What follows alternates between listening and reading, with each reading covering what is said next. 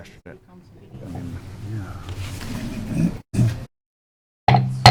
Call the meeting to order. Ask you to join us in the Pledge of Allegiance. Pledge allegiance to the flag of the United States of America and to the republic for which it stands, one nation, indivisible, liberty and justice.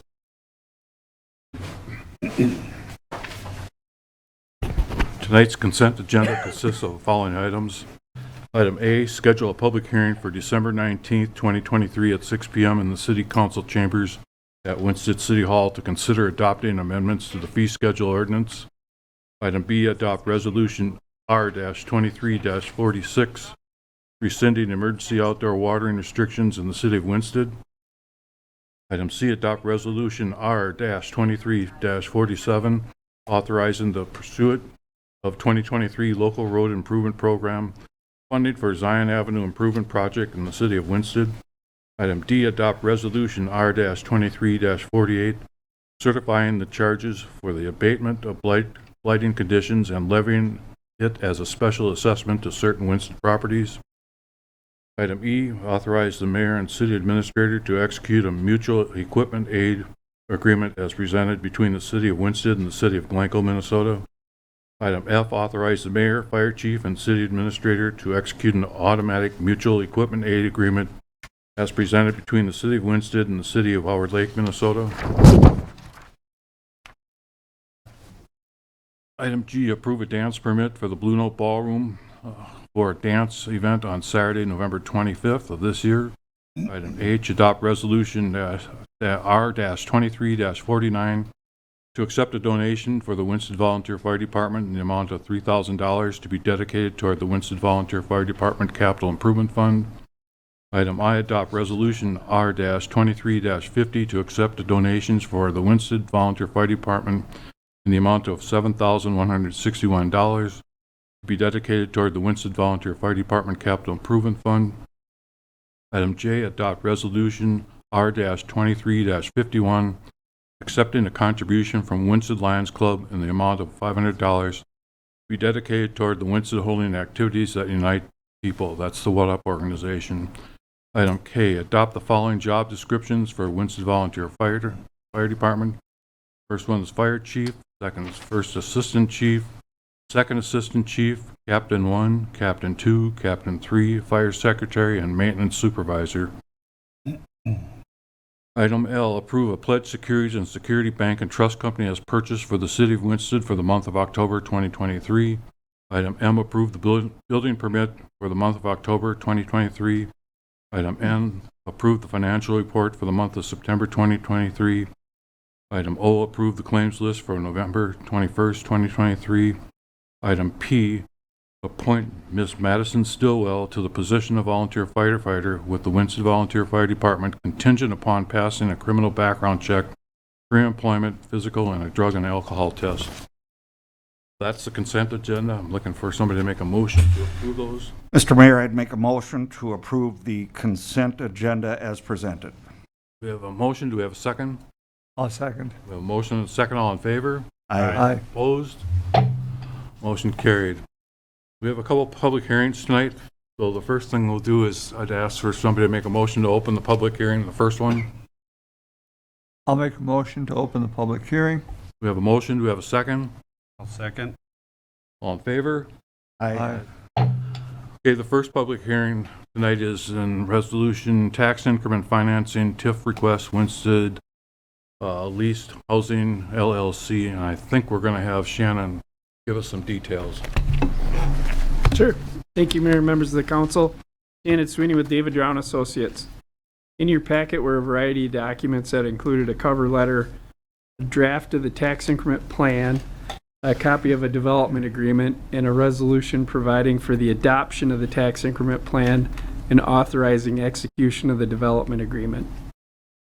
As we've discussed previously, tax increment financing is a tool that allows us to capture or redirect new property taxes that are generated as a result of new development, and that includes city, county, and some of the school district property tax. That is the incremental increase attributed to whatever is being constructed. In this instance, it's 65 rental housing units to be constructed in 2 phases. there are different types of tax increment districts, and in this instance, we're creating a housing tax increment financing district, which enables us to capture those new property taxes for a duration of up to 26 years. For doing that, the subsidy recipient is required to maintain the availability of units at specific income levels for the duration of the proposed subsidy. And in this instance, we're applying a standard that indicates that 20% of the units have to be made available to residents at 50% of median area income by family size. To give you some sense for what that means, in McLeod County in 2023, that would mean a single person would be at $32,900 or less. 2 people would be at $37,600, 3 at $42,300, 4 at $47,000, and so on. Ultimately, this isn't a cap on what the owner can charge. It's not a special program that brings in income from outside resources to pay rent. It's simply a requirement that says 2 out of 10 units have to be made available to folks that meet that income requirement. And so that applies to all housing TIF districts in the state of Minnesota. And even though that is applied, all those projects are considered market rate projects that are for working people that work in our community. And so this tool is used quite a bit, particularly in this day and age, to create new rental housing opportunities, because the cost of constructing these makes it a challenge to charge rents that will support what is required in order to make debt service payments and be profitable. And so TIF is a tool that's used for developing additional rental housing in our communities. The process for adopting the TIF plan includes some notifications that were made to both the county and the school district, and ultimately will be made to the state of Minnesota. Those notifications made them aware of the property tax impacts associated with implementing this tax increment district and what we're likely to capture. So they're aware of that information. They're invited to attend the public hearing. Generally, we find that they don't. In the instance of school districts, we find that many tend to be pretty supportive because it helps build enrollment, which is where schools derive most of their revenues through enrollment in their state funding formula. Ultimately, that process is completed by having this public hearing, by receiving public comment regarding the intended action, and by adopting a resolution that adopts the TIF plan. And in this instance, also authorizes the execution of a subsidy agreement. The subsidy that was requested was 25 years of assistance at 90% of the available increment, which, if both phases are developed in a timely manner, would result in about $3,074,787 in reimbursement over the life of this TIF district. That reimbursement can occur for specific items that are identified in the development agreement that include, development costs associated with the project. Recognize that the developer is also being required to build a public street and infrastructure associated with the project, which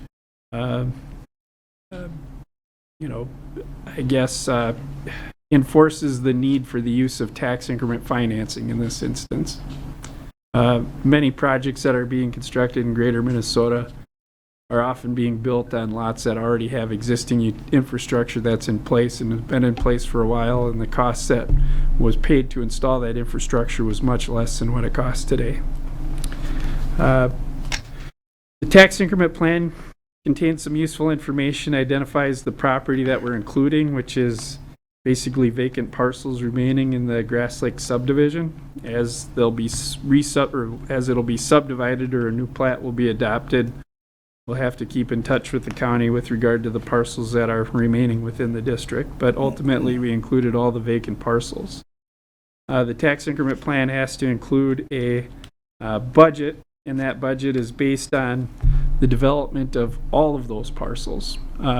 Ultimately, we're trying to give the city the flexibility to work on additional housing projects on the remaining vacant lots if you choose to do so. Having the budget reflect those additional project costs associated with developing additional lots does not obligate the city to do anything. Obligations only occur within the development agreements that you enter into with specific developers, like the copy of the development agreement we provided you tonight, which talks about a subsidy of a little over $3 million through the reimbursement of property taxes over 25 years for this particular project. You may decide to use this tool for other projects that occur and pledge increments from new projects that are constructed to promote additional housing opportunities, but you have no obligation or requirement to do so. If we didn't include those parcels and we didn't create this budget in the manner that I have, you'd be required to hire me again to do this one more time, and we try to avoid that as much as we possibly can. So ultimately, that's the rationale for creating the budget in the manner it is and expanding the boundaries to include the other vacant parcels. Happy to talk about the development agreement in detail, but ultimately we hit the high points. Developers required to annually certify that they're meeting the income restrictions associated with the units. We're providing a reimbursement for $3,074,787 at 90% of the available increment over the life of the district. They have to actually pay that property tax to the county. The county collects it, redistributes it back to the city in a separate settlement before it's reimbursed to the developer. If there's any link in that chain that breaks, there's no reimbursement made to the developer. So we're not front-ending money. We're not giving them something that we don't receive that they've already paid to the county. And so we have little or no risk associated with ensuring that they do what they say they're going to do and build the project and operate it under the stipulations in the development agreement. If they don't do any of those things, they're in default. We have no obligation to provide that reimbursement. With that, I'm happy to answer questions regarding the materials provided. I think what we'll do is we'll have you step aside. Yep. And then if the council has any questions, they can ask you after we let the public speak. Sounds good. Thanks, Shannon. First of all, some of the guidelines. We thank you for attending the city council meeting tonight to take part in the public hearings. Purpose of the public hearing this evening is to obtain comments in regards to approved TIF district, a right-of-way easement vacation, and a drainage and utility easement vacation. Participants who plan to speak have been requested to sign in prior to the public hearings. Those who have yet to sign in prior to the beginning of the hearings may speak after those who signed up in advance. Each speaker will be asked to provide his or her name and address and is limited to 3 minutes unless additional time is granted by the mayor. We ask that you speak into the microphone at the desk so viewers at home can hear you. Citizens are urged to be polite and quiet as comments are made. Everyone is asked to abide by these guidelines so the public hearing process can proceed smoothly, and all who wish to speak have the opportunity to do so. So now we'll take any comments from the public if there are any.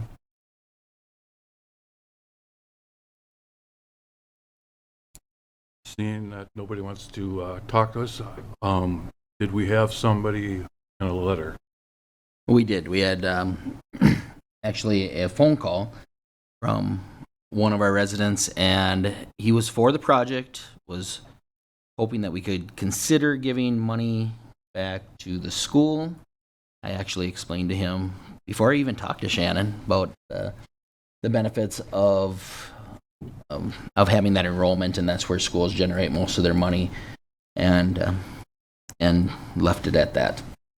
That conversation take place before or after the election? Before. So that's the only comment we have. So one last call for anybody on this particular item. If not, I'm looking for a motion to close that portion of the public hearing. And then will we have an opportunity to ask questions? Yes. I'd make a motion to close I have a public motion. Do hearing. we have a second? I'll second. A motion is second. That portion of the meeting's public hearing is closed. Now, if council has any comments of Shannon or any comments in general, have at it. I have a couple of questions. Sometime earlier this year, you came before us and we spoke about this issue. no significant changes since that last conversation? No. Basically, it's the same deal, right? Yes. The parcels that aren't being developed, is the tax not captured until the development of those parcels start? Generally speaking, yes. If the market value increases a little bit, based on just inflation, you may capture a little bit of increment there for the first 4 years, and then if there's no activity whatsoever, they can be knocked down ultimately or kicked out of the district temporarily. They can be added back later if there's additional development. If somebody wants to build something and it's not a TIF project, by resolution of the council, you can remove that parcel or those parcels. And so it's really easy to take property out of the TIF district. It's hard to put it in the TIF district. So if you had somebody that wanted to do something that had no TIF aspirations whatsoever, you'd simply pass a resolution removing those parcels from the district. We'd send it to the county auditor and they'd take the parcels out and we'd be done. And again, explain, we actually can capture a few dollars each year Yes. for promotion of additional TIFs? Is that, For promotion of additional housing, yes, we're retaining 10% of the increment, which is not an insignificant number. I mean, it might turn into real dollars. like 20 grand a year, wasn't it? Or Yeah, probably in that magnitude. Yeah. more than that? Well, let me look. Let me look.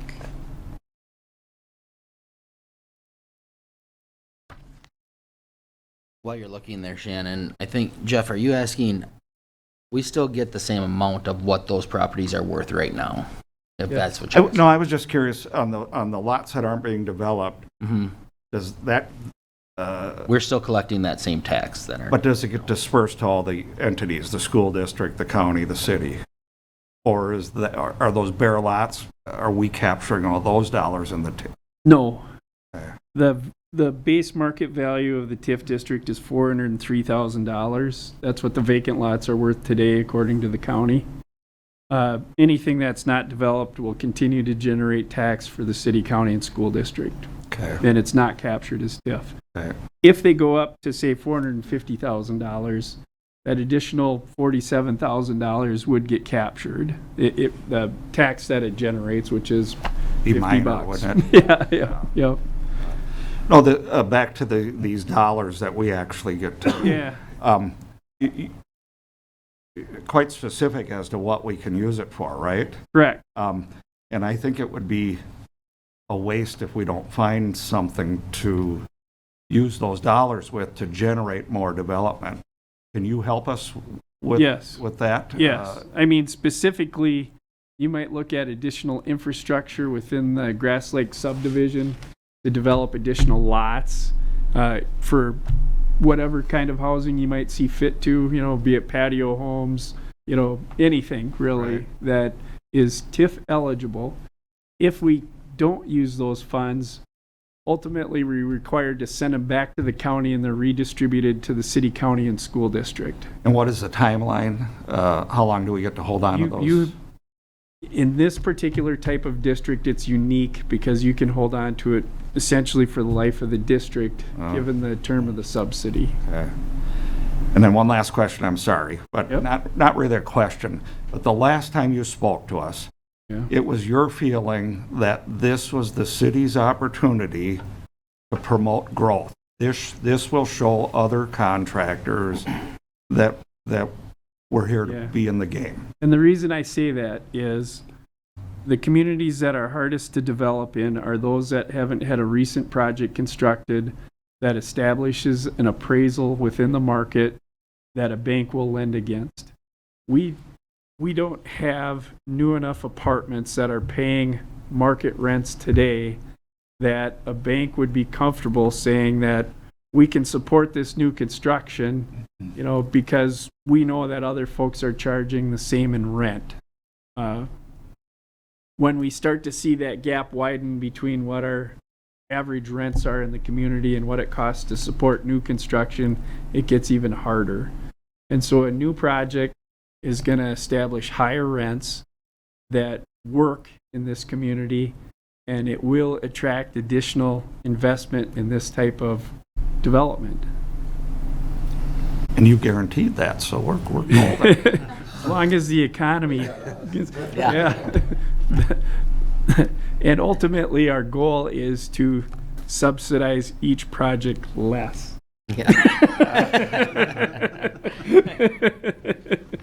That's our goal by establishing that higher rental threshold. Any other council have questions? If not, kind of unusual, before we move to the next open, public hearing, we're looking for a resolution to, proceed with this tax increment financing. So it's under the public hearings, under section A. I'd make a resolution, or I'd make a motion to adopt resolution R-23-52, tax increment financing request, Winstead Leased Housing LLC. Or do I need to say more? I'm sorry. It's the resolution adopting the TIF plan and authorizing execution of the development agreement, to be Very clear. top page. Approving the modification of Municipal Development District Number 2. Now I'm on track. The adoption of the modified development plan relating thereto, the creation of tax increment financing district number 2-9 therein, and adoption of the tax increment financing plan relating thereto. We have a motion. Do we have a second? I'll second. We have a motion and a second. All in favor? Aye. Opposed? Motion carried. Thanks, Shannon. Thank you. Okay, well, I'm looking for a motion to open another public hearing. I'll make a motion to open another public hearing. Okay, we have a motion. Do we have a second? Second. All in favor? Aye. Okay, public hearing. This one is on right-of-way vacation, Grass Lake Farm, 3rd edition. I think we want John up here. We'll go through your part. Good evening.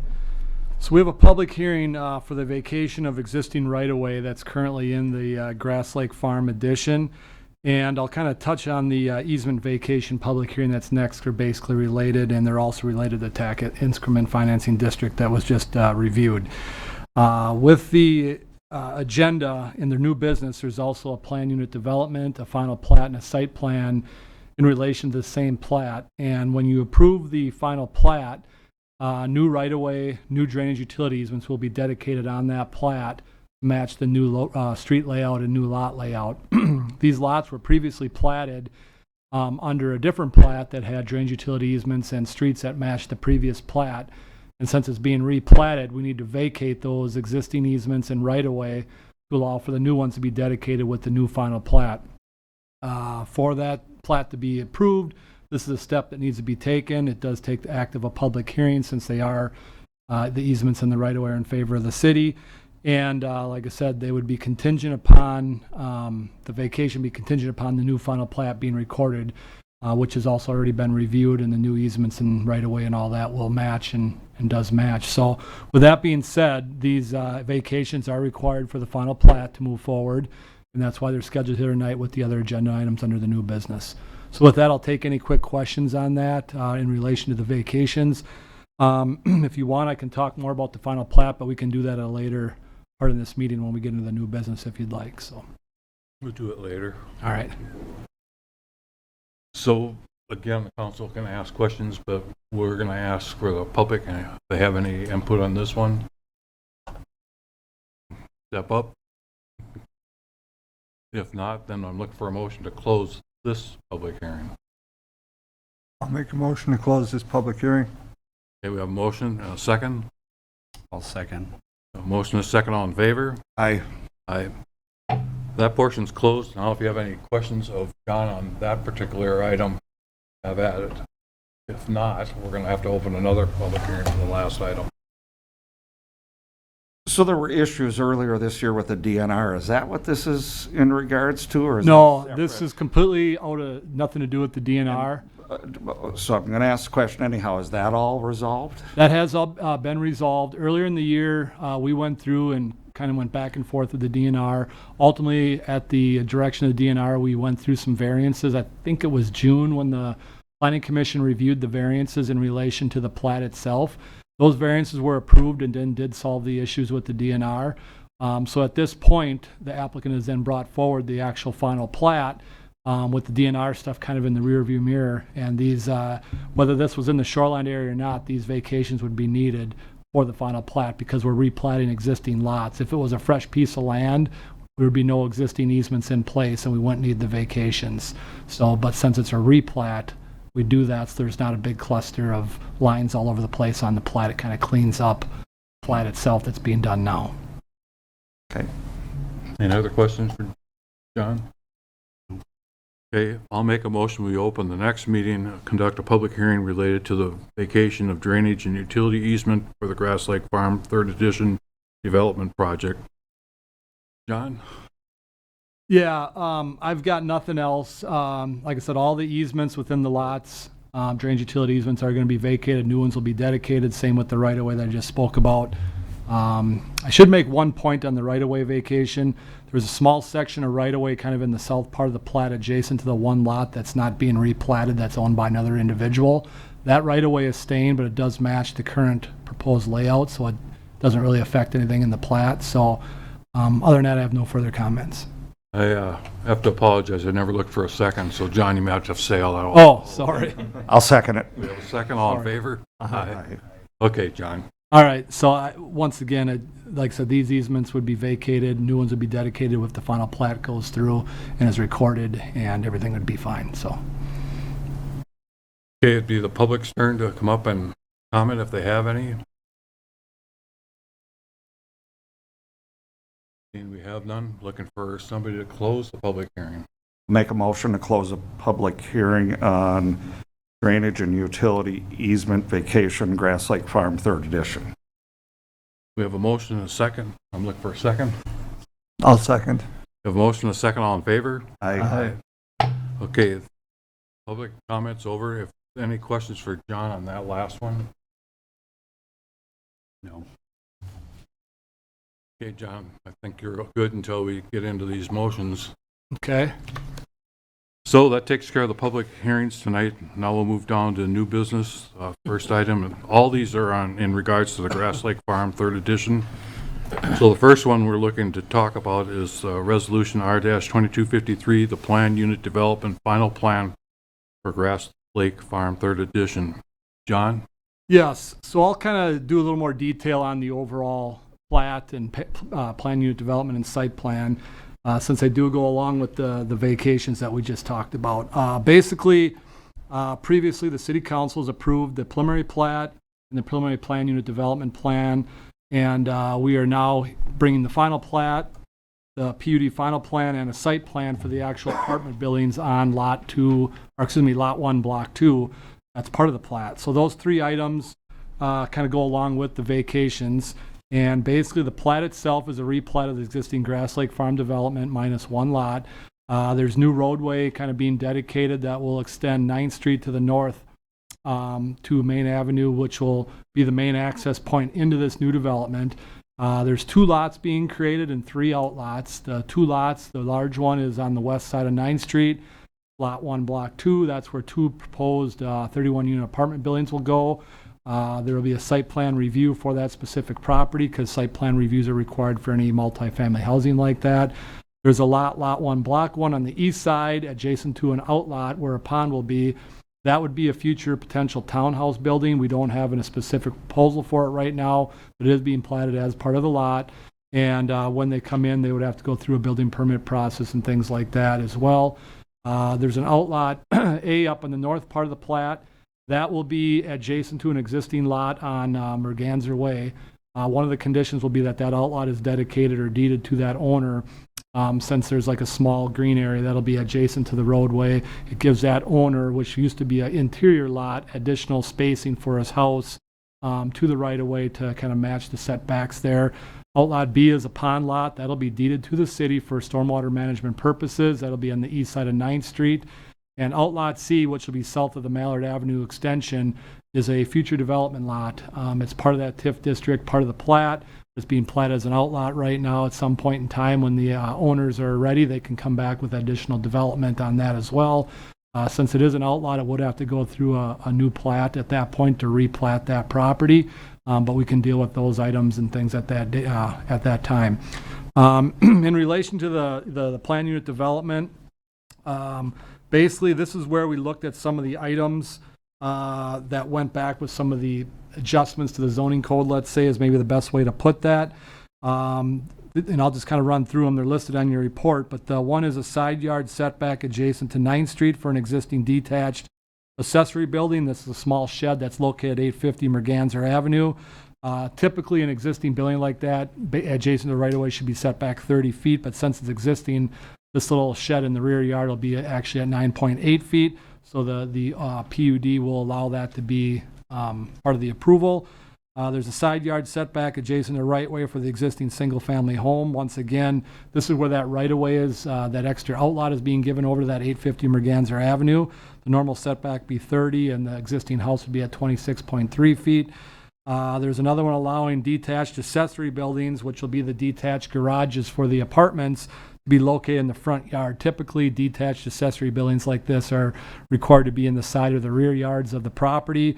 In this case, due to design and part of the plan unit development, it made sense to have those up front near the off-street parking areas.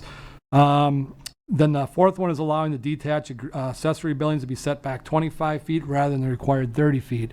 So early on in the process, back in the preliminary plat stage, there was discussion about actually reducing the right-of-way of 9th Street 5 feet. So it'd be, instead of being a normal 60-foot right-of-way, it'd be 55, and then it would have met the 30-foot setback.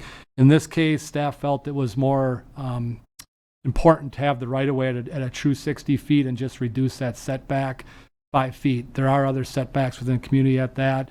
And when we're talking about a front yard, we're still 25 feet from the actual property line. There's still a boulevard area from the property line to the street. So in reality, on the ground, nothing changed. It's just where that line of that right-of-way is. It required that. So the plan unit development is going to allow us to that setback to be at 25 rather than 30. And the fifth item is for the plan unit development is to reduce the required off-street parking from 124 stalls to 118. So 6 less than what would normally be required. And part of that has to do with the number of bedrooms in some of these units that are being proposed. And those 5 items, just so everyone's aware, were part of the preliminary PUD that was approved with the preliminary plat. So it has been reviewed and looked at before by the city and has been kind of moved on for recommendation for approval here. Overall, we talked about the easement and right-of-way vacation, so I won't touch on that too much. Park dedication in regards to the final plat, since this property was part of a previously platted property, park dedication was given that satisfied the dedication for this property. No additional park dedication is required with this new plat. Site plan review. So this is kind of a separate from the plat, but it is related because it's part of that same process. But whenever you have an apartment building or a commercial structure, industrial structure, the city goes through a site plan review process. And what we look at with the site plan review is the off-street parking, the landscaping, the building itself, what are the materials, how it looks, layouts, street lighting, all that sort of stuff. And so the site plan review will allow the apartments to go ahead and get a building permit issued by the city since they've gone through all the review. And it made sense to kind of do this review with the plat itself because it's all kind of part of the same process. So everything has been looked at by the Planning Commission, the site plan review that was recommended for approval. We have talked about the off-street parking. Landscaping, there was a couple items that were addressed by the applicant. There's some parking areas that kind of go to the north of the building, the south of the southern building, and between them that abut up to the west property line of the plat. That west property line, or the property to the west, is currently guided for low-density residential. And whenever you have a parking structure, a parking lot like this adjacent to a lower-density residential, it's supposed to be screened by trees. So what we did is we had them add some spruce or pine trees on the west side of those 3 areas in the landscaping plan. We also had them add 3 deciduous trees along the front yard area along Mallard Avenue on the south side of that south apartment building. So those have been changed and adjusted in the landscape plan. We were all good there to go. I think the landscape plan had a colored drawing that should have been attached into your report. Sidewalks and trails, there's no trails being proposed, but there is sidewalk being proposed along 9th Street and along the south side of Mallard Avenue. Those would be part of the public infrastructure that will go in with the street improvements. They would be owned and in the right-of-way, so part of the city sidewalk system that's out there. These utilities, water, sewer will be extended to the properties. Water mains will be in the streets. Sewer mains will be in the streets for access to this properties and future development south of Mallard Avenue. One of the things that came up was adding a water and sewer service to the one lot that's kind of at the corner of Mallard, where the extension of 9th would go to the south, owned by a private residence. Since the street is being built there, the lot is already platted. Water and sanitary sewer service would be stubbed into that lot. If that applicant goes forward someday and sells that for a building permit, they would be responsible for those costs. That will be addressed in the development agreement. A lighting plan was looked at. There will be some street lights in the public streets that will be part of the city street light system. Those locations have been reviewed by the city engineer and been shown on the plans. There'll also be some lighting that'll be internally part of the apartment building property. That'll be on the building itself, and a couple street lights at the intersection of the two access points, one off Mallard and one off 9th. There are some wetlands on the area. There's some larger wetlands on Outlot C, which we're not addressing at this time. There's a small wetland up along the north property line. Originally, that was proposed to be impacted. With the revised plans that were submitted with the final plat, the pond was moved to the south. That wetland is no longer being impacted. We have no issue with any wetland impacts at this time, and we should be good to go with that. The city engineer has done a substantial review on this, and there's a few different memos that have been addressed in comments and emails. And so far at this point, everything's pretty much been addressed by the applicant with their updated plans. We did talk about potentially at the Planning Commission, a homeowners association. After discussion on that, the wording was adjusted not to actually require a homeowners association. The wording was actually if there's any owner-occupied housing, and this more addressed Lot 1, Block 1 on the east side of 9th, not the apartment building. At that point, potentially a homeowners association would be required, but that can be dealt with in the future. The apartment complex on Lot 1, Block 2 would not require that because the owner would own the building, would be responsible for all the maintenance of the landscaping, snow plowing, things like that. There is a trash enclosure that's going to be put in between the buildings for the apartments. That's part of that area that's being screened to the neighboring property to the west. Any mailboxes would also be the responsibility of the applicant. Those would have to be put up and installed in conjunction with the post office requirements. So with that being said, we have 5 business items here for action. The first one is the plan unit development final plan for the Grass Lake Farm 3rd edition. The second one is the Grass Lake Farm final plat. It shows on here is the right-of-way vacation, then the drainage utility easement vacation, and then the final plat, because the final plat needs those to be vacated prior, so the recording of those has to be in the correct order. Once the final plat's approved, then we'll have created Lot 1, Block 2, and therefore the site plan review would be the last item for approval. There are multiple conditions listed in each of the resolutions for approval. I won't go through them all in detail since they're very similar to some of the preliminary plat comments, but if you have any specific questions, I can answer them. We had a series of motions, but before we go through them, he went through briefly all of them. Any questions from the council before we start motioning? So stay tuned, we might have All right. some. Somebody want to start us off? I'd make a motion to adopt Resolution R-23-53, approving a planned unit development, final plan known as Grass Lake Farm 3rd edition, subject to conditions. We have a motion, do we have a second? I'll second. We have a motion and a second, all in favor? Aye. Opposed? Motion carried. Next item, I'll make a motion to adopt Resolution R-23-54, approving the vacation of public right-of-way subject to conditions. we have a motion, do we have a second? I'll second.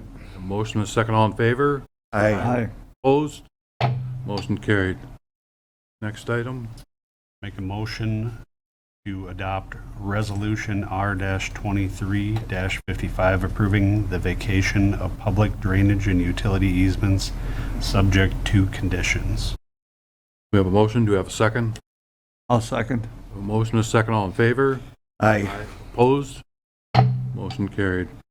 Make a motion to adopt Resolution R-23-56, approving a final plat known as Grass Lake Farm, 3rd edition, subject to conditions.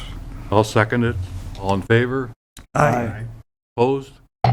Motion carried. Last one. I'll make a motion to adopt Resolution R-23-57, approving the site plan review for a multifamily dwelling structure to be constructed in the R-2 multiple family residential district, subject to conditions. We have a motion. Do we have a second? I'll second. We have a second. All in favor? Aye. Opposed? Motion carried.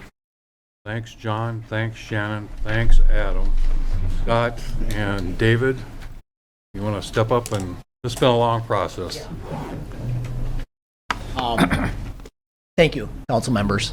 We are excited to build housing in your community, and could not be more optimistic. You know, this is the end of one of the chapters. The next one, you know, we've already teed up and we're working on with getting firm bids for streets and utilities. I hope to have those in by December 1st, so just a week from Friday. But even more importantly is just to thank you again. I went back to my calendar to look at the first time that I met with people in Winstead, and it was 2 years ago tonight. It was November 21st, 2021 was the first time I met with the EDA. So it's been a process with people working together very hard and working together. It's fun to see the EDA, the Planning Commission, the City Council support each other and working towards a common goal. And particularly with John's efforts and Shannon's too. So we're Well, excited. we're excited to have you guys come into the community. Hope we have a long partnership. I do too. Any other comments from the council? I guess they're not excited. Thank you. Thanks.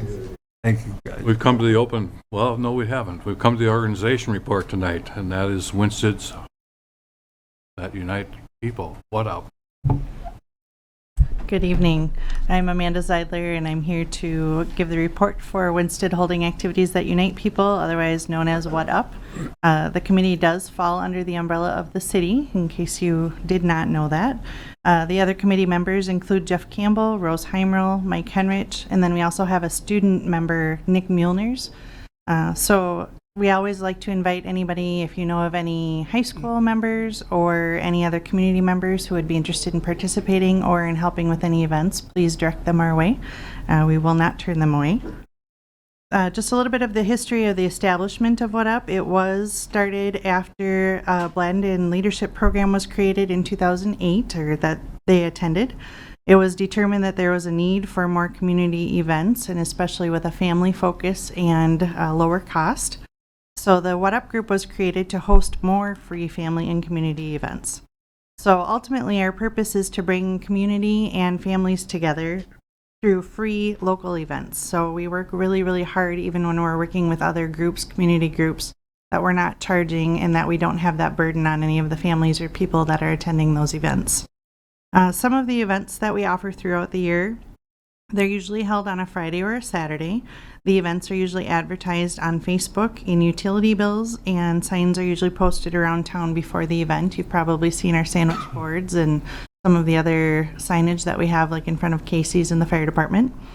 Activities and events are attended by families and individuals of all ages. We welcome people from other communities as well. Oftentimes we'll have community members and families from Lester Prairie or Howard Lake attend as well. And we do try to reach out to the schools so that we can get out in their newsletters with Holy Trinity and Howard Lake Waverly Winstead. Sometimes that's more of a challenge, but we do try to do our best to do that and reach out to them that way. Attendance does depend on the type of event, so it depends on the weather, it depends on the movie we're showing, things like that. But usually we have a pretty good attendance.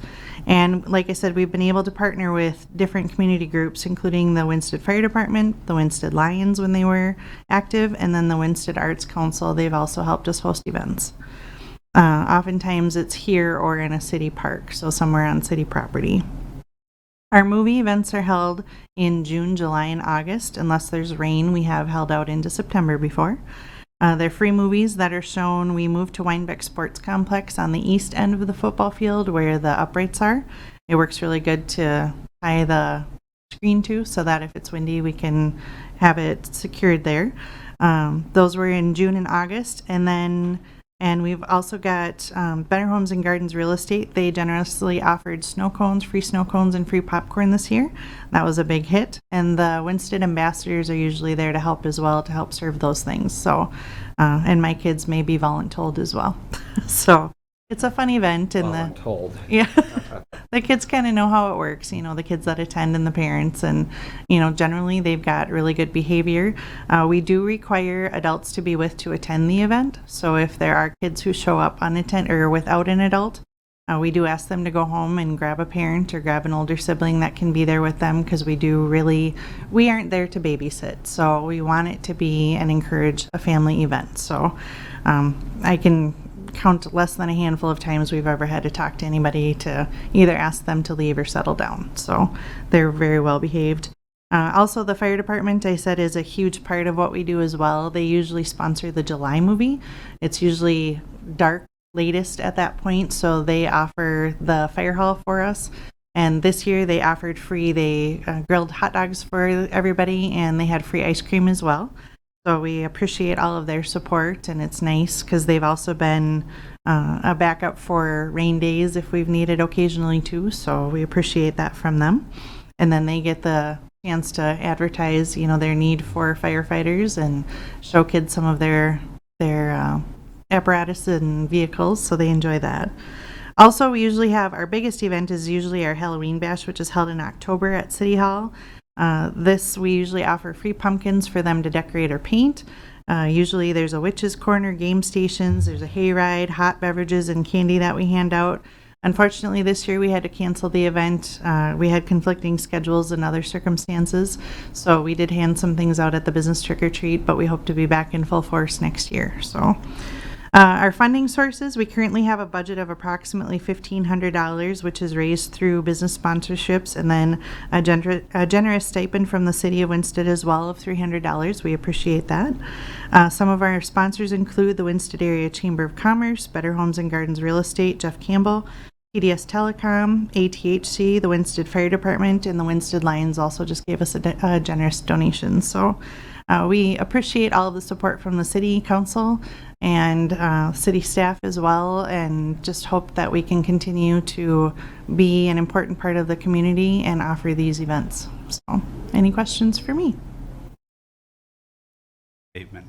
Yes. Thank you for doing all of that to promote people getting out and interacting with each other. I think that's super important to get everybody, even 2 years after COVID, back into the swing of things. Great. We're happy to help. Yeah. Does the other communities that attend, have they said anything about Winston holding activities? What up organization?